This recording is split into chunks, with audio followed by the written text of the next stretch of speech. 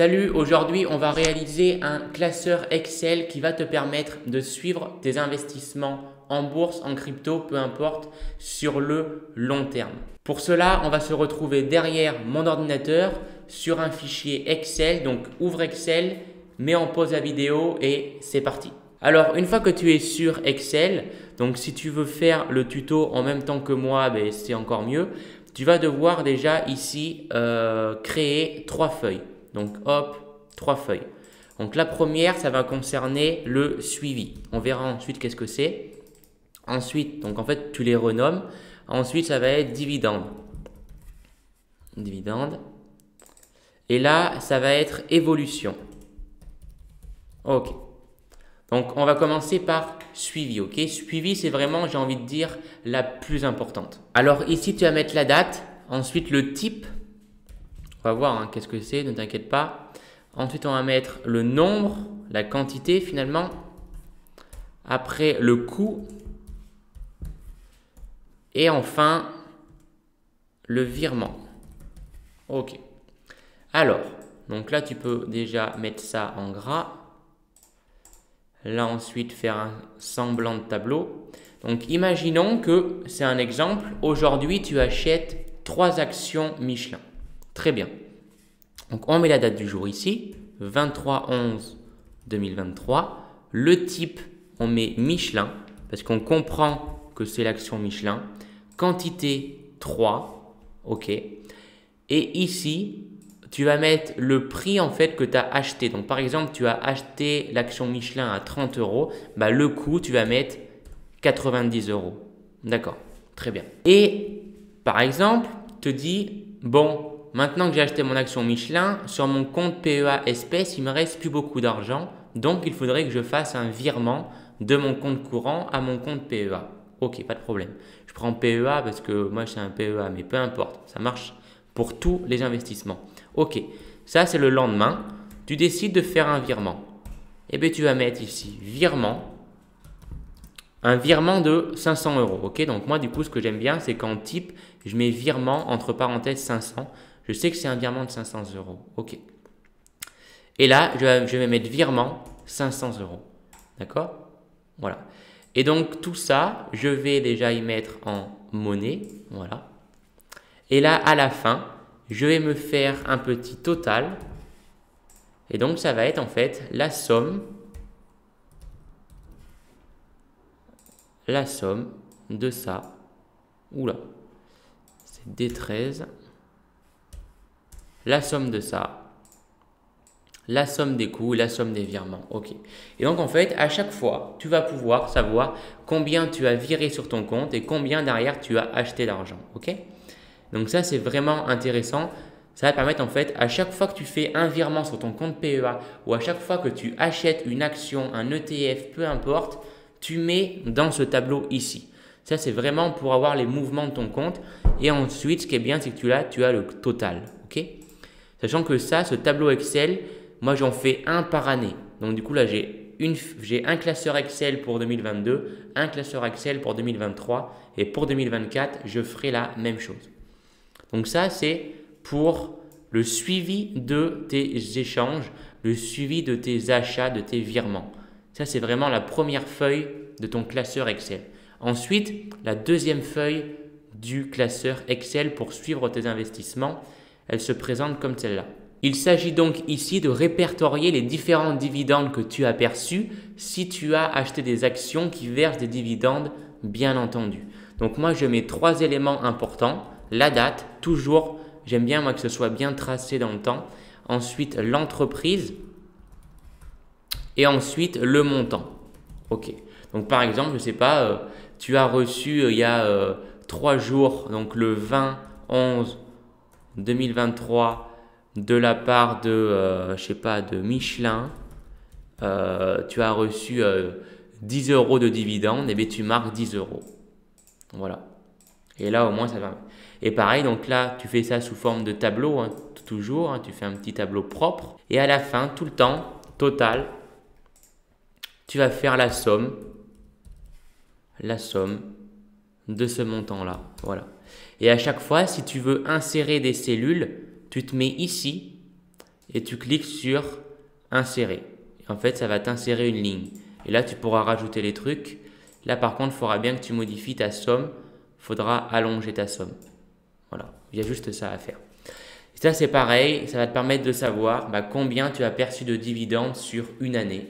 C'est hyper intéressant comme statistique. Ensuite, pour la troisième partie à absolument avoir dans votre classeur Excel pour suivre vos investissements sur le long terme, il s'agit de la partie évolution. Donc, dans cette partie, vous allez mettre 3 colonnes. La première, c'est la date. La deuxième, c'est la valorisation. Valorisation. Et la troisième, c'est les versements. OK? Donc ça, pareil, vous mettez en gras, en centre, que ce soit bien propre. Là, vous mettez sous forme de tableau. Pour la date, vous mettez le premier de l'année. Ensuite, le deuxième. Et après, vous étendez. Vous étendez jusqu'au 31/12/2023.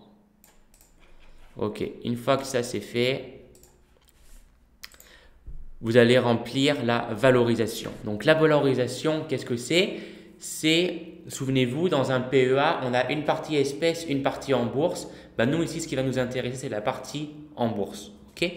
Donc par exemple, le premier ici, vous avez dans votre compte PEA, je sais pas, 500 euros.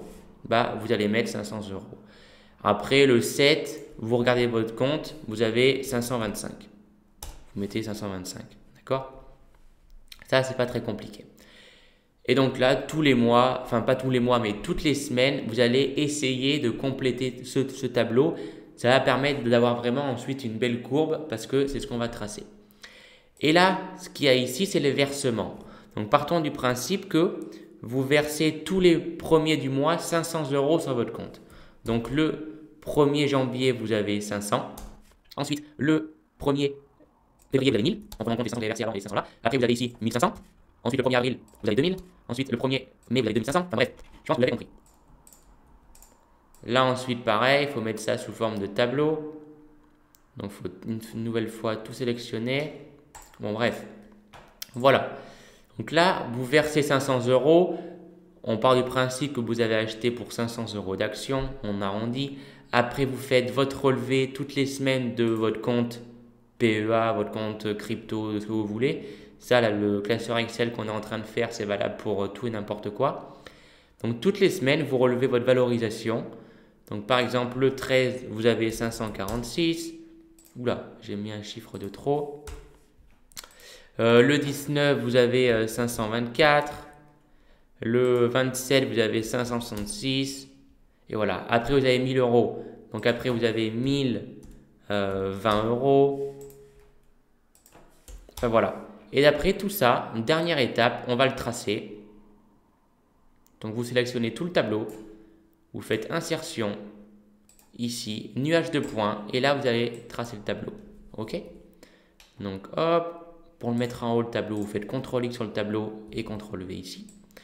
Et donc là, vous allez avoir l'évolution. Donc, les points orange qu'on voit, ça va être en fait l'évolution du compte PEA, du compte crypto, de ce que vous voulez, si vous faites juste des versements, donc sans qu'il y ait d'intérêt derrière. Parce que là, en fait, la valorisation, elle fluctue parce que derrière, il y a des rendements en fait. Il y a peut-être 8% ou du 10%. Et du coup, c'est intéressant de comparer les deux courbes de si vous avez juste gardé ces 500 euros tous les mois, qu'est-ce que ça aurait fait? En fait, ça fait juste s'additionner. Ça fait juste 500 plus 500 plus 500 plus 500 tous les mois. Alors que ici, on a les intérêts composés à gauche. Et donc, ça va être intéressant en fait de comparer les deux courbes. La courbe en orange, c'est du coup une courbe linéaire où tous les mois, vous avez juste plus 500 euros qui vont s'ajouter. Alors que la courbe en bleu, comme on l'a déjà vu, c'est censé être une courbe exponentielle avec les intérêts composés. Et donc, le fait de tracer ces deux courbes sur le même graphique, ça va permettre de voir si vos investissements sont bons ou sont pas bons. Parce que oui, si votre valorisation elle est inférieure à votre courbe de versement, ça veut dire qu'il y a un problème. Ça veut dire qu'en fait, vous perdez de l'argent si votre valorisation est inférieure à ce que vous avez versé. Donc voilà, je pense que c'est fini pour cette vidéo concernant le classeur pour suivre ses investissements sur le long terme. Donc, si on récapitule, le premier onglet, c'est le suivi. Donc, c'est pour voir vos achats et vos virements. Ensuite, le troisième onglet, c'est vos dividendes. Si vous investissez dans des actions qui vous donnent des dividendes ou si vous avez des loyers. Enfin, je vous dis, ça peut marcher pour tout et n'importe quoi. Et le troisième onglet, l'évolution. Et donc là, vous avez la date, la valorisation de votre compte PEA à une telle date et les versements que vous faites tous les mois. Et ensuite, vous pouvez tracer et donc comparer ces deux courbes. Voilà, j'espère que ça vous aura aidé. Je vais essayer de mettre ce classeur Excel dans la description de ma chaîne YouTube. Au moins, vous pourrez vous aussi l'utiliser. Et dites-moi en commentaire si vous avez essayé de faire en même temps que je présente cette vidéo, vous aussi de votre côté, le même classeur Excel et s'il vous semble intéressant et si vous comptez l'utiliser dans les jours à venir. Voilà, j'espère que cette vidéo vous aura plu. C'était Dimitri. Ciao.